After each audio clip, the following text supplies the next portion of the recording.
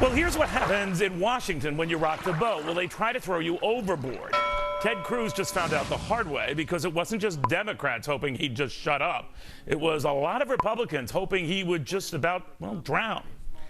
Welcome, everybody. I'm Neil Cavuto, and I saw it in Washington for myself. Ted Cruz can certainly talk and talk and talk. Now, I don't know whether the senator's yapathon against the health care law proves that he's presidential material, but I do know a guy who can talk for 21 hours straight without taking a potty break proves he is certainly TV anchor material. But that is not what Cruz's critics were saying about his filibuster, that it really wasn't a filibuster stunt, that it was just that, a stunt, and one that actually pushed back an already very late Congress from getting any budget deal done. Now, stop right there. Leaving aside the silliness of anyone in Congress now suddenly complaining about being late for anything, think about what they're saying about Cruz and his passion, that he should stuff it and that he should zip it, work within the system and realize he's a distinguished U.S. senator and act like it. Now, I'm not saying you have to agree with what Cruz was saying or doing. I am saying you have to admire the energy with which he was saying it and doing it and pounding it and demanding it and, yes, even going on and on about it. Now, we could do worse than have a politician getting in some folks' faces and standing for something, actually standing for anything. Take a good look around. We already are. So, this question, who's really crazy, Cruz or the folks calling Cruz crazy? To Ben Stein, Charles Payne, Dagan McDowell, and Adam Lashinsky. Now, that is not a cast worthy to judge crazy.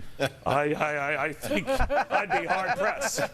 Charles? I got two bucketfuls of crazy. There we go. We're in steroid crazy land. Here's the problem, Neil. Speaking of which, Bell go ahead, needs us back, okay? So you're taking up too much time. We only got a 1 hour pass. There you go.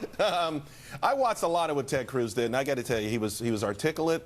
He was passionate, he was smart, he was witty, he had great interactions with his Democratic colleagues. He wasn't a raving lunatic nut.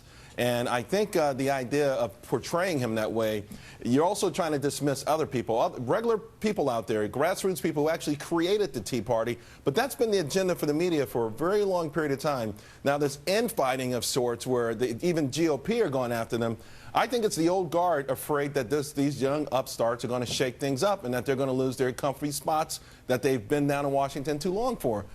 The Tea Party would be disingenuous if it didn't go after the whole system, Republicans included, who have been there too long. Sarah Palin called it the making of a third party. What do you think, Dagan? I don't want to point fingers at crazy because please. I am, well, I can because I am crazy. But I do agree with other Republicans who do not like Obamacare, who do not like the president's health care law, who say just let this collapse in on itself, that you don't need this kind of very upfront talking. You don't need grandstanding, if you will, that if you sit back and let these chips fall, as we're already seeing them fall, then the American people will turn away from this law even more than they already have, and it might not take that long. Ben Stein, what do you make of that argument? Because some have said the treatment that Cruz is getting is very analogous to what Ronald Reagan was going through in 1976, trying to take the Republican Party nomination away from Gerald Ford. He came within a whisker. Is that comparison fair? I don't think the comparison is quite fair because this is a far more complicated situation. It's a really, really, really complicated situation. But I think Dagan has put her lovely, lovely fingers on something, which is that if Obamacare, let's just let Obamacare go through. Let's not stop the government. Let's not weaken defense. Let's let Obamacare go through. If it's a mess, if it's a disaster, it'll bring down the whole Democrat Party. It will have a Republican president and a Republican Congress, and then we can start with some universal health care plan that makes sense. But I think at this point the ship has sailed. The bill is law. The bill is going to be law. It's going to be funded. At the end of the day, we all know that. The Supreme Court has already passed on it. Let's just let it go through. And if it's a mess, then that's the end of Obama and his legacy for a while. If it works, then great. If it works, then great. Then it is really good that uninsured people will get health coverage. Well, I'll respectfully disagree with that, Adam, to the point that, you know, the more time you give this thing to gain traction, the more its tentacles are into our lives and disrupting them. And I think, well, the effort might not be parliamentary-wise the wise way to go about it.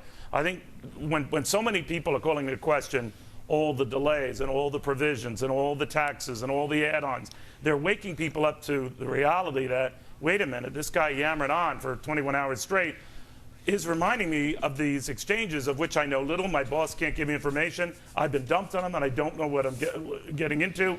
So the politics of it notwithstanding, I think it reminded people we've got a mess on our hands, and letting it go untethered is a problem. Well, you know, politically, Neil, I agree with your political analysis. I actually don't think Cruz is crazy. I think he really disagrees with this. Yes, you do. You just don't know. You don't want to say it because that's not cool. Well, I'm not finished. I mean, I completely disagree with him. And I think, I think while you've got the political analysis right, I think what he's doing is disgusting and shameful, because what we should be doing is pulling together for legislation that's been enacted and help it be good. You know, I respect what you're saying, I love you Neil. dearly, Adam, but what's disgusting and shameful is telling people they wouldn't have to pay through the nose for something when in fact they have. What's disgusting and shameful is telling people a new definition of what is a full-time work week and jettisoning tens of thousands, ultimately hundreds of thousands of Americans into part-time jobs without health care. That is what's disgusting and shameful. And so, Neil, not a guy yammering on for 21 hours and quoting green eggs in ham, although he did so very eloquently. And so what we're doing now, Neil, is having a discussion about policy matters rather than saying, let's gut this thing, let's kill it, we don't like it, let's set aside all this hard work. No, we should be discussing these things and making it better, not getting rid of it. That's my point. Well, and by the way, about you're engaging in that conversation, Neil. Well, you're talking about coming together and making it work. It's already been passed. Yes, Dagan. But that's not what we're hearing from the White House. The White House is, this thing is genius. The reason that the American people don't like it is because the conservative media has been lying to the American people about the failings of it. And that's the reason people don't like it. The president actually quoted Fox. Well, that is the biggest steaming pile of garbage that I've ever seen, and I've been to a lot of landfills in my time. A lot of steam.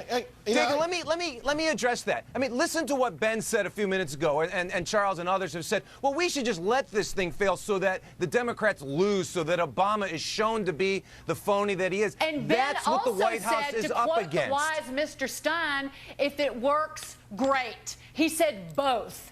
In the same but you breath. know that's not the prevailing wisdom. That's not the way the parties are behaving. I just like the wise Mr. Stein. That was very good. Thank you. All right, go ahead. Like it came from a Faulkner novel or something like that. Exactly. Yeah. You know, here's the thing I think that we're missing, though. The idea that an elected representative will go down there and actually do his or her job, to have the sort of passion that they present to us, particularly in primaries. We're tired of people going to Washington, D.C. and rubber stamping things or saying, well, we've done a political calculation, so it doesn't make sense to fight. And as far as, you know, being... Because I'll tell you something. They treat the Tea Parties like they're Neanderthal idiots. Say what you will of them. They made John Boehner a speaker. They made John Boehner a speaker. I think they're due a little bit more respect. And they gave the Republicans the House. Now, here's the thing.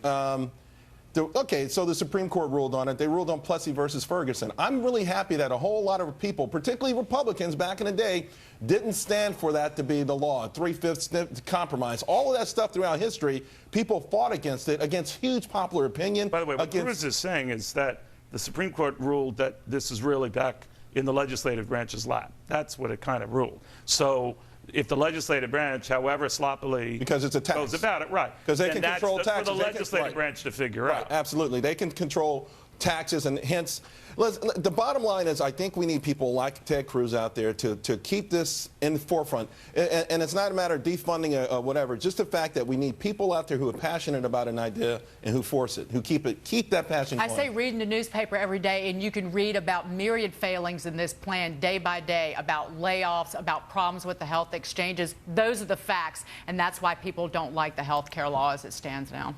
All right. Well, then let's have the Republicans win control of the White House and change it.